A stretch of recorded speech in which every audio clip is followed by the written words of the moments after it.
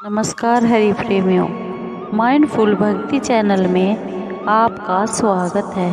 हरि प्रेमियों, कैसे हैं आप? उम्मीद है आप सब अच्छे होंगे। आइए आज का प्रसंग शुरू करते हैं। आज का प्रसंग है सीता जी की निंदा करने वाले धोबी का पूर्व जन्म का वृत्तांत। हरि प्रेमियों, वीडियो को अंत तक जरूर देखना। अगर आप चैनल पर नए हैं तो प्लीज़ सब्सक्राइब करें और बेल आइकॉन को ज़रूर दबाएं ताकि आप तक हमारे सारे नोटिफिकेशन पहुंचते रहें। हरि प्रेमियों, आइए जानते हैं। मिथिला नाम की नगरी में महाराज जनक राज्य करते थे। उनका नाम था शीरध्वज। एक बार वे यज्ञ के लिए पृथ्वी जोत रहे थे। उस समय फाल से बनी गहरी रेखा द्वारा एक कुमारी कन्या का प्रादुर्भाव हुआ। रति से भी सुंदर कन्या को देखकर राजा को बड़ी प्रसन्नता हुई और उन्होंने उस कन्या का नाम सीता रख दिया। परम सुंदरी सीता एक दिन सखियों के साथ बाग में खेल रही थी। वहां उन्हें एक शुक पक्षी का जोड़ा दिखाई दिया। शुक तोते को बोलते हैं, जो बड़ा मनोरम था। वे दोनों पक्षी एक पर्वत की चोटी पर बैठकर इस प्रकार बोल रहे थे। पृथ्वी पर श्री राम नाम से विख्यात एक बड़े सुंदर राजा होंगे। उनकी महारानी सीता के नाम से विख्यात होंगी। श्री राम सीता के साथ 11,000 वर्षों तक राज्य करेंगे। धन्य है वह जानकी देवी और धन्य है वह श्री राम। तोते को ऐसी बातें करते देख सीता ने यह सोचा कि ये दोनों मेरे ही जीवन की कथा कह रहे हैं। इन्हें पकड़कर सभी बातें पूछूं। ऐसा विचार कर उन्होंने अपनी सखियों से कहा, यह पक्षियों का जोड़ा बहुत सुंदर है। तुम लोग चुपके से जाकर इसे पकड़ लाओ। मेरा इनसे खेलने का मन कर रहा है। सखियाँ उस पर्वत पर गई और दोनों सुंदर पक्षियों को पकड़ लाई। सीता उन पक्षियों से बोली, तुम दोनों बहुत ही सुंदर हो। देखो, डरना नहीं। बताओ तुम कौन हो और कहाँ से आए हो? राम कौन है और सीता कौन है? तुम्हें उनकी जानकारी कैसे हुई? सारी बातों को जल्दी जल्दी बताओ। डरो मत। अपने मन में किसी प्रकार का भी भय मत करो। सीता जी के इस प्रकार पूछने पर दोनों पक्षी सब बातें बताने लगे। देवी, वाल्मीकि नाम से विख्यात एक बहुत बड़े महर्षि हैं। हम दोनों उन्हीं के आश्रम में रहते हैं। महर्षि ने रामायण नाम का एक ग्रंथ बनाया है जो सदा मन को प्रिय जान पड़ता है, बहुत ही रसीला है। उन्होंने शिष्यों को उस रामायण का अध्ययन भी कराया है। रामायण का कलेवर बहुत बड़ा है। हम लोगों ने उसे पूरा सुना है। राम और जानकी कौन है, इस बात को हम बताते हैं तथा इसकी भी सूचना देते हैं कि जानकी के विषय में क्या क्या बातें होने वाली है। तुम ध्यान देकर सुनो।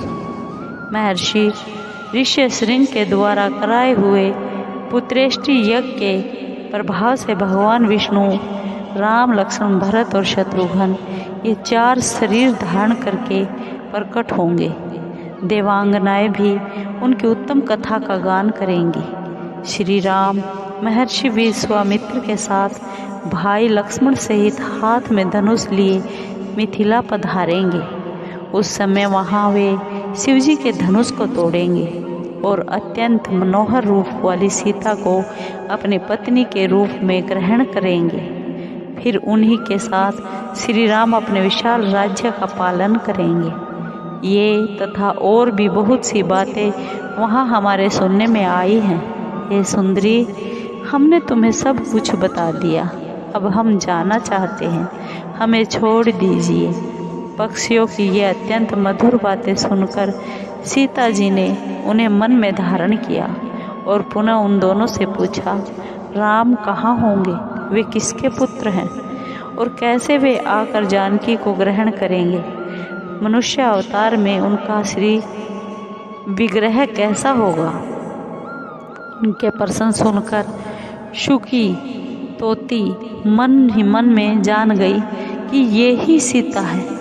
उन्हें पहचान कर वह सामने आ उनके चरणों में गिर पड़ी और बोली, श्री राम जी का मुख कमल की कली के समान सुंदर होगा, नेत्र बड़े बड़े तथा खिले खिले, नासिका ऊंची पतली और मनोहारिणी होगी, भुजाएं घुटनों तक, गला शंख के समान होगा, वक्षस्थल उत्तम व चौड़ा होगा, उसमें श्रीवत्स का चिन्ह होगा। श्री राम ऐसा ही मनोहर रूप धारण करने वाले हैं, मैं उनका क्या वर्णन कर सकती हूँ।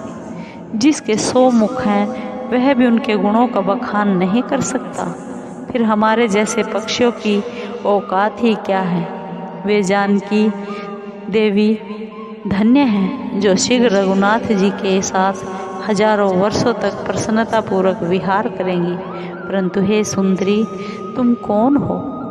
पक्षियों की बातें सुनकर सीता जी अपने जन्म की चर्चा करती हुई बोली, जिसे तुम लोग जानकी कह रहे हो वह जनक की पुत्री मैं ही हूँ। श्री राम जब यहाँ आकर मुझे स्वीकार करेंगे तभी मैं तुम दोनों को छोड़ूंगी। तुम इच्छा अनुसार खेलते हुए मेरे घर में सुख से रहो और डरो मत। यह सुनकर सुकी ने जानकी से कहा, साध्वी, हम वन के पक्षी हैं, हमें तुम्हारे घर में सुख नहीं मिलेगा। मैं गर्भिणी हूँ, अपने स्थान पर जाकर बच्चे पैदा करूँगी, उसके बाद फिर यहाँ आ जाऊँगी। उसके ऐसा कहने पर भी सीता जी ने उसे नहीं छोड़ा। तब उसके पति ने कहा, सीता, मेरी भार्या को छोड़ दो, यह गर्भिणी है। जब यह बच्चों को जन्म दे लेगी तब इसे लेकर फिर तुम्हारे पास आ जाऊँगा। तोते के ऐसा कहने पर जानकी माता ने कहा, महामते, तुम आराम से जा सकते हो, मगर यह मेरा प्रिय करने वाली है, मेरा भला करने वाली है, चाहने वाली है। मैं इसे अपने पास बड़े सुख से रखूंगी। जब सीता जी ने उस सुकी को छोड़ने से मना कर दिया तब वह पक्षी अत्यंत दुखी हो गया। उसने करुणा युक्त वाणी में कहा, योगी लोग जो बात कहते हैं वह सत्य ही है। किसी से कुछ ना कहे, मौन होकर रहे, नहीं तो उन्मत्त प्राणी अपने वचन रूपी दोष के कारण ही बंधन में पड़ता है। यदि हम इस पर्वत के ऊपर बैठकर बातें ना करते होते तो हमारे लिए यह बंधन कैसे प्राप्त होता। इसलिए मौन ही रहना चाहिए। इतना कहकर पक्षी फिर बोला, सुंदरी, मैं अपनी इस भार्या के बिना जीवित नहीं रह सकता, इसलिए इसे छोड़ दो। सीता, तुम बहुत अच्छी हो, मेरी प्रार्थना मान लो। इस तरह उसने बहुत समझाया, किंतु सीता जी ने उसकी पत्नी को नहीं छोड़ा। तब उसकी भार्या ने क्रोध और दुख से व्याकुल होकर जानकी को शाप दिया, अरे सीता, जिस प्रकार तुम मुझे इस समय मेरे पति से अलग कर रही है, वैसे ही तुझे स्वयं भी गर्भिणी अवस्था में श्री राम से अलग होना पड़ेगा। यूँ कहकर पति वियोग के कारण उसके प्राण निकल गए। उसने श्री राम जी का स्मरण तथा पुनः पुनः राम नाम उच्चारण करते हुए प्राण त्याग किया था। इसलिए उसे ले जाने के लिए एक सुंदर विमान आया और वह पक्षिणी तोती उस पर बैठकर भगवान के धाम को चली गई। भार्या की मृत्यु हो जाने पर पक्षी शोक से आतुर होकर बोला, मैं मनुष्यों से भरी श्री राम की नगरी अयोध्या में जन्म लूँगा तथा मेरे ही वाक्य से इसे पति की वियोग का भारी दुख उठाना पड़ेगा। यह कहकर वह चला गया। क्रोध और सीता जी का अपमान करने के कारण उसका धोबी की योनि में जन्म हुआ। उस धोबी के कथन से ही सीता जी निंदित हुई और उन्हें पति से वियुक्त होना पड़ा, दूर हो जाना पड़ा। धोबी के रूप में उत्पन्न हुए उस तोते का शाप ही सीता का पति से विच्छोह कराने में कारण हुआ और वे वन में गई।